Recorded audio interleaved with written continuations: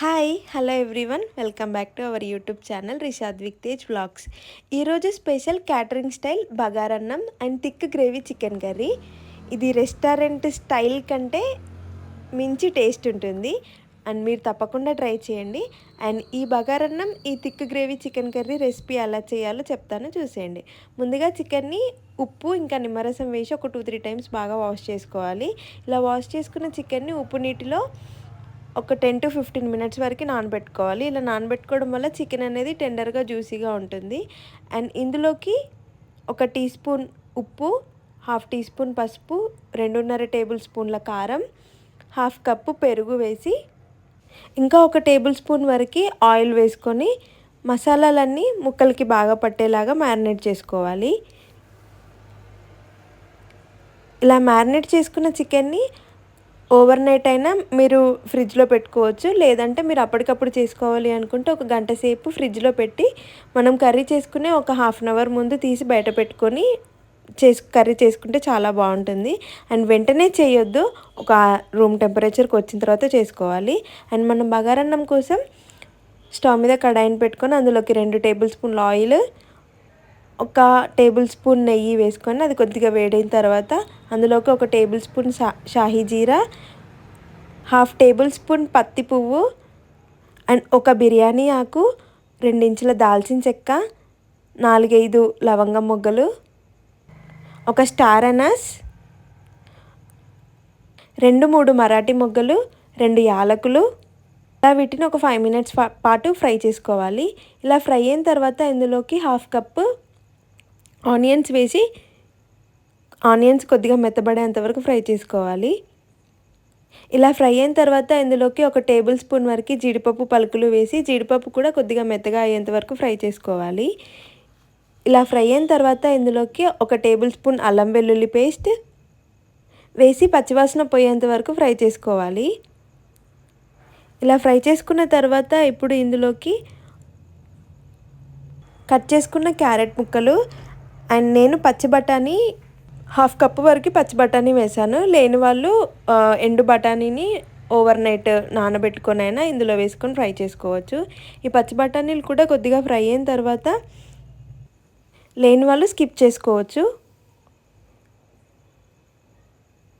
ఇలా కొద్దిగా ఫ్రై అయిన తర్వాత ఇప్పుడు ఇందులోకి 3-4 కట్ చేసుకున్న పచ్చిమిర్చిని యాడ్ చేసుకోవాలి. ఇవన్నీ బాగా ఫ్రై అయిన తర్వాత 1/2 కేజీ చికెన్కి 2.5 కప్పుల బాస్మతి రైస్ తీసుకొని వాష్ చేసుకొని ఇలా వాటర్ని తీసేసి పెట్టుకున్నాను. ఇప్పుడు ఈ రైస్ని ఇందులోకి యాడ్ చేసుకొని ఒక 5 మినిట్స్ పాటు ఆయిల్లోనే ఫ్రై చేసుకోవాలి. మీడియం ఫ్లేమ్లో పెట్టి రైస్ని ఇలా ఫ్రై చేసుకోవాలి. ఇలా ఫ్రై చేసుకున్న తర్వాత ఇందులోకి నేను 2.5 కప్పుల రైస్ తీసుకున్నాను కదా, ఇప్పుడు ఇందులోకి 5 కప్స్ వరకు వాటర్ని యాడ్ చేసుకోవాలి. వాటర్ని యాడ్ చేసుకున్న తర్వాత ఇందులోకి 1/2 కప్పు కొత్తిమీర తరుగు ఇంకా టేస్ట్కి సరిపడా సాల్ట్ వేసి మూత పెట్టి ఒక 20 to 25 మినిట్స్ వరకు రైస్ అనేది ఉడకనివ్వాలి.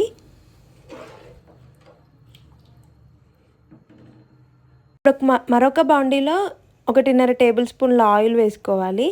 ఆయిల్ కొద్దిగా వేడైన తర్వాత ఇందులోకి 1 బిర్యానీ ఆకు, 2 ఇంచుల దాల్చిన చెక్క, 7-8 లవంగాలు, 1 యాలక, 1 స్టార్ అనాస పువ్వు,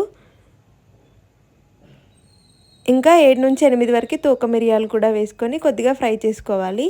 ఇలా కొద్దిగా ఫ్రై అయిన తర్వాత ఇప్పుడు ఇందులోకి 1 కప్పు ఆనియన్ వేసుకొని కొద్దిగా మెత్తబడేంత వరకు ఫ్రై చేసుకోవాలి. ఇలా ఆనియన్ కొంచెం ఫ్రై అయిన తర్వాత ఇప్పుడు ఇందులోకి 1 ఇంచు వరకు అల్లం తరుగు వేసుకోవాలి. ఈ అల్లం కూడా కొద్దిగా మెత్తబడిన తర్వాత ఇప్పుడు ఇందులోకి 1 టీ స్పూన్ జీడిపప్పు పలుకులు వేసుకోవాలి. జీడిపప్పు పలుకులు లేని వాళ్ళు గసగసాలైనా వేసుకోవచ్చు. అండ్ ఇందులోకి పొట్టు ఒలుచుకున్న 10-12 వరకు వెల్లుల్లి రెబ్బల్ని కూడా వేసుకొని మెత్తగా కొద్దిగా ఉడికేంత వరకు ఫ్రై చేసుకోవాలి. ఇప్పుడు ఇందులోకి 1/2 టీ స్పూన్ పసుపు, ఉల్లిపాయలు త్వరగా వేగడానికి కొద్దిగా సాల్ట్ని కూడా వేసి ఫ్రై చేసుకోవాలి. ఇలా సాల్ట్ వేసుకొని ఒక 5 నిమిషాల పాటు ఫ్రై చేసుకున్న తర్వాత ఇప్పుడు ఇందులోకి 2 కట్ చేసుకున్న మీడియం సైజ్ టమాటో ముక్కల్ని కూడా వేసి టమాటాలో నుండి స్కిన్ సపరేట్ అయ్యేంత వరకు మూత పెట్టి ఒక 5 to 10 మినిట్స్ వరకు ఉడికించుకోవాలి. 5 మినిట్స్ తర్వాత టమాటాలో నుండి స్కిన్ అయితే సపరేట్ అయిపోయింది. ఇప్పుడు దీన్ని చల్లారబెట్టుకోవాలి. ఈలోపు బగారా రైస్ అయితే అయిపోయింది. చూడండి ఎంత బాగుందో. కరెక్ట్గా 20 to 25 మినిట్స్కి మనకి బగారా రైస్ అయిపోతుంది. ఇప్పుడు ఒక మిక్సీ జార్లోకి ముందుగా మనం ఫ్రై చేసుకున్న ఆనియన్ టమాటో ముక్కల్ని కూడా వేసి కొద్దిగా కొత్తిమీర కూడా వేసుకొని వాటర్ అనేది యాడ్ చేయకుండా ఇట్లా సాఫ్ట్గా గ్రైండ్ చేసుకోవాలి. మీకు కావాలంటే మధ్య మధ్యలో కొంచెం వాటర్ యాడ్ చేసుకోవచ్చు. ఇప్పుడు అదే బాండీలోకి 1 table spoon oil, 1 table spoon నెయ్యి వేసి అది కొద్దిగా వేడైన తర్వాత ఇందులోకి కట్ చేసుకున్న పచ్చిమిర్చి, 1 టేబుల్ స్పూన్ వరకు జీలకర్ర వేసి ఫ్రై చేసుకోవాలి. ఇలా ఫ్రై చేసుకున్న తర్వాత మనం ముందుగా గ్రైండ్ చేసి పెట్టుకున్న మసాలా పేస్ట్ని కూడా వేసి ఒక 5 మినిట్స్ పాటు ఆయిల్లో ఫ్రై చేసుకోవాలి. అడుగు పట్టకుండా మధ్య మధ్యలో కలుపుతూ ఫ్రై చేసుకోవాలి. ఇలా ఫ్రై చేసుకున్న తర్వాత మనం మ్యారినేట్ చేసి పెట్టుకున్న చికెన్ని ఇందులో వేసుకొని మసాలాలు అన్నిటికీ బాగా పట్టేలాగా ఈవెన్గా ఫ్రై కలుపుకోవాలి. ఈవెన్గా కలుపుకొని ఒక 10 నుండి 20 నిమిషాల పాటు మూత పెట్టి మీడియం ఫ్లేమ్లో ఉడికించుకోవాలి. చూడండి ఇలా 20 మినిట్స్ తర్వాత చికెన్ అనేది కొద్దిగా ఉడికిపోతుంది. ఇప్పుడు ఇందులోకి గ్రేవీకి సరిపడా కొన్ని వాటర్ని యాడ్ చేసుకొని ఇక్కడ మీరు సాల్ట్ని అడ్జస్ట్ చేసుకోవచ్చు. ఒకవేళ సాల్ట్ సరిపోకపోతే సాల్ట్ని కూడా యాడ్ చేసుకోవచ్చు. మళ్ళీ ఒక మీడియం ఫ్లేమ్లో 10 to 15 మినిట్స్ వరకు మూత పెట్టి ఉడికించుకోవాలి.